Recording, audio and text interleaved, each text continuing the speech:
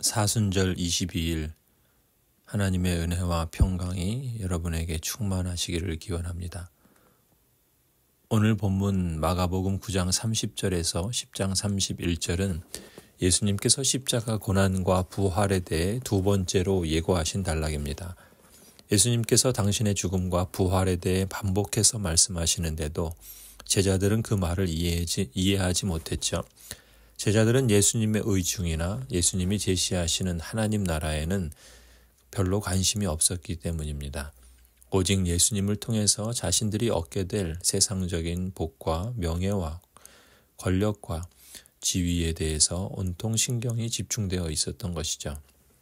제자들이 비록 예수님을 그리스도라고 고백하고 주님으로 믿고 따르기는 했지만 사실 속사람은 여전히 세상적인 기대와 성공에 물들어 있었던 겁니다. 그런 면에서 근본적으로 변화되고 바뀌어야 할 구석이 참 많았던 것이죠. 본문에서 예수님의 가르침은 바로 그들이 변화되어야 할 구석이 무엇인가를 짚어줍니다.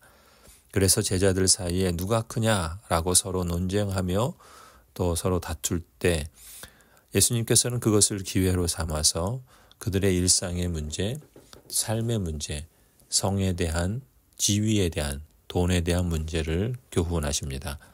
이렇게 보면 제자들에게 필요한 변화는 다름 아닌 가치관의 문제인 것을 주목하게 됩니다. 제자들 모두가 실은 세상의 가치관에 물들어 살아온 인생이기에 이제 예수님을 믿고 따른다고 한다면 무엇보다 예수님이 제시하는 하나님 나라의 가치관이 무엇인지 이해하는 게 필요하고 또한 하나님 나라의 질서 아래에 살아가는 대안적인 사회의 모습이 무엇인지를 새롭게 눈뜨고 그 질서에 걸맞게 사는 법을 배워야 하는 것입니다. 우리도 마찬가지죠. 예수님을 믿는다, 주님을 따른다고 할 때 그것이 말과 고백의 차원에만 머물지 않고 나의 가치관을 점검하고 실제 삶에서도 하나님 나라의 가치를 따르는 삶으로 변화하고자 힘써 부단히 노력해야 할 줄로 믿습니다. 이런 제자들을 교육하기 위해 예수님은 제자들이 배워야 할 하나님 나라의 가치관을 소자와 부자를 예로 들어 교훈합니다. 소자 이야기는 하나님 나라에서 누가 크냐, 즉 권력과 지위에 대한 문제를 다루고 있고 부자 이야기는 하나님 나라에서는 누가 부자냐, 소유와 부에 대한 문제를 다룹니다. 본문이 제시하는 대조에 주목해 보시기 바랍니다. 소자와 부자의 대조가 있고 무슨 일을 할 수 없는 사람과 할 수 있는 사람의 대조가 있고 궁극적으로는 세상 나라와 하나님 나라의 대조가 보입니다.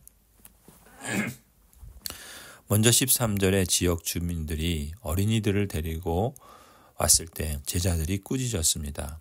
왜 꾸짖었을까요? 어떤 마음을 가지고 있었길래 애들을 데리고 오는 것을 꾸짖는 걸까요? 시골 장터의 약장수 멘트 같습니다. 애들은 가라, 애들은 가라. 왜 그랬을까요?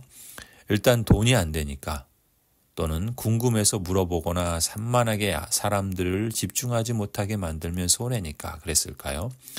제자들도 아마 그런 사고방식이 아닐까 싶습니다. 그들이 꿈꾸는 나라를 이루는데 아이들은 결코 도움이 된다라고 보지 않았던 것이죠. 오히려 방해가 된다고 여겼던 것 같습니다.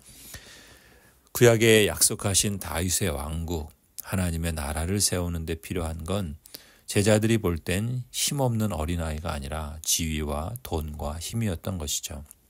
하지만 예수님의 관점은 제자들의 관점과 정반대입니다. 14절에 예수님께서 보시고 화를 내시며 말씀하시죠. 어린이들이 내게 오는 것을 허락하고 막지 말아라. 하나님 나라가 이런 사람들의 것이다. 또 15절에 누구든지 어린이와 같이 하나님 나라를 받아들이지 않는 사람은 거기에 들어가지 못할 것이다 라고 말씀하십니다. 성도 여러분, 어린이의 어떤 면이 하나님 나라에 합당한 것일까요? 어린이 같다는 것은 한마디로 의존성을 말합니다. 하나님의 도움과 하나님의 인도 없이는 스스로 살 수 없는 존재, 그렇게 말하는 존재가 바로 어린이고 소자입니다. 하나님 나라의 질서는 철저히 하나님 의존적인 사회이기 때문에 그렇죠. 이 점에서 어린아이, 소자와 대조되는 인물이 바로 부자이고 또 청년입니다.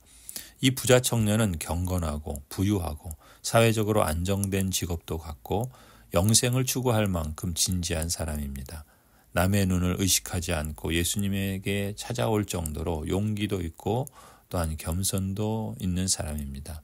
자기 힘으로 충분히 율법의 요구를 이룰 수 있다고 믿는 개인의 경건 생활도 중시한 것으로 보입니다. 이 정도면 괜찮은 사람 아니겠습니까?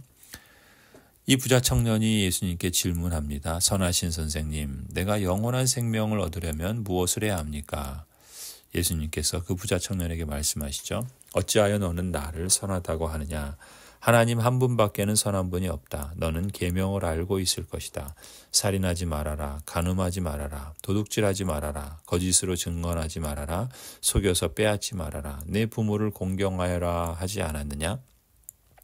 20절의 부자 청년이 예수님께 대답하지요. 선생님, 나는 이 모든 것을 어려서부터 다 지켰습니다. 이 부자 청년의 말에는 자신에 대한 자부심이 강하게 드러납니다. 아직도 무엇이 부족합니까? 이 정도면 대단하지 않습니까?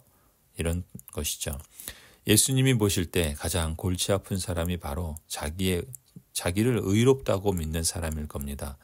바리새인처럼 자기는 괜찮은데 저 사람이 문제라고 보는 사람, 자기 힘이나 노력으로 뭐든지 다 이룰 수 있다고 믿는 사람, 이 부자 청년처럼 돈도 어느 정도 벌고 직업도 그런데 괜찮고 게다가 신앙심도 있어서 자신에 대한 자부심이 강한 사람, 사실 이런 사람이 하나님 믿기가 참 힘들고 믿어도 자기 의가 참 강하게 드러납니다.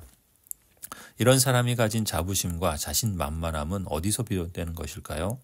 현재의 자기 위치에 오를 수 있도록 밑받침이 된 자신의 능력이나 소유에서 비롯된 것이죠. 세상 나라에서는 이것이 그를 돋보이게 만드는 디딤돌이 될 수 있습니다. 하지만 하나님 나라에서는 역으로 그것이 거침돌이 되기도 하고 예수님은 바로 그 점을 간파하셨던 것이죠. 그가 모든 면에서 부족한 것이 없고 자신만만해 보이지만 예수님께서 그 부자 청년을 보실 때는 오히려 그에게 아직도 한 가지 부족한 것이 보인다는 점입니다. 21절에 예수님께서 말씀하시죠. 너에게는 한 가지 부족한 것이 있다. 가서 너가 가진 것을 다 팔아서 가난한 사람들에게 주어라. 그리하면 너가 하늘에서 보화를 차지하게 될 것이다. 그리고 와서 나를 따라라. 그때 이 부자 청년은 이 말씀 때문에 울상을 짓고 근심하면서 떠나갑니다. 왜 그랬을까요? 그에게는 재산이 많았기 때문입니다. 자신을 현재 자리에 자신만만한 사람으로 세워준 그것을 포기할 수는 없었던 것이죠. 내가 얼마나 노력하고 힘들여서 이 자리에 올랐는데, 내가 이만큼 벌기 위해 얼마나 고생하고 피땀을 흘렸는데, 내가 얼마나 열심으로 선한 일을 하고 율법의 계명을 지켰는데, 자기 능력과 소유에 대한 자부심이 큰 사람일수록 그것에 대한 집착도 그만큼 큰 것이죠. 이 점에서 특히 세상에선 돈이 가장 큰 힘을 발휘하지 않습니까? 이 부자는 이미 자기의 돈이나 자기 스스로의 힘으로 자신의 필요를 충분히 채우는 사람이었습니다. 그렇기 때문에 그에게 필요한 것은 하나님을 자신의 주인으로 모시기보다는 자신의 존재를 좀 더 멋있게 치장해 주는 존재가 필요했던 것이죠. 돈이나 지위가 그 역할을 해준 것처럼 하나님도 교회 생활도 나를 좀 더 멋있게 치장해 주기 위한 장식품 정도로 필요했던 것입니다. 사실 이 사람의 인생 버팀목은 돈과 지위와 명예였던 것이죠. 그런 버팀목을 포기하라니요. 그래서 예수님을 따라야 한다면 차라리 예수님을 포기하는 편이 그에게는 더 현실적이고 현명한 선택이라 판단했을 것입니다. 그래서 부자는 슬픈 기색을 띠고 근심하며 떠나가 버리지요. 어떤 분은 예수님이 너무하셨다고 생각하실지도 모르겠습니다. 이런 생각을 해보세요. 만일 우리 교회에 이런 부자 청년이 온다고 가정해 보십시다. 돈도 좀 있고 사회적으로 직업도 괜찮고 더군다나 이제까지 율법을 다 지켰다고 할 정도로 경건한 것도 같고 영생을 추구할 만큼 진지해 보이고 남의 눈을 의식하지 않고 예수님께 찾아올 정도로 용기도 있어 보이는 참으로 귀한 부자 청년인데 그런 사람을 어떻게 해서든 잘 붙잡아서 일꾼으로 세우지 공연히 처음부터 너무 무리한 요구를 해서 그렇게 부담을 주고 떠나가게 하냐고 이런 생각이 들지 않겠습니까? 만일 이런 투로 예수님께 말한다면 예수님은 뭐라고 생각하시며 뭐라고 말씀하실까요?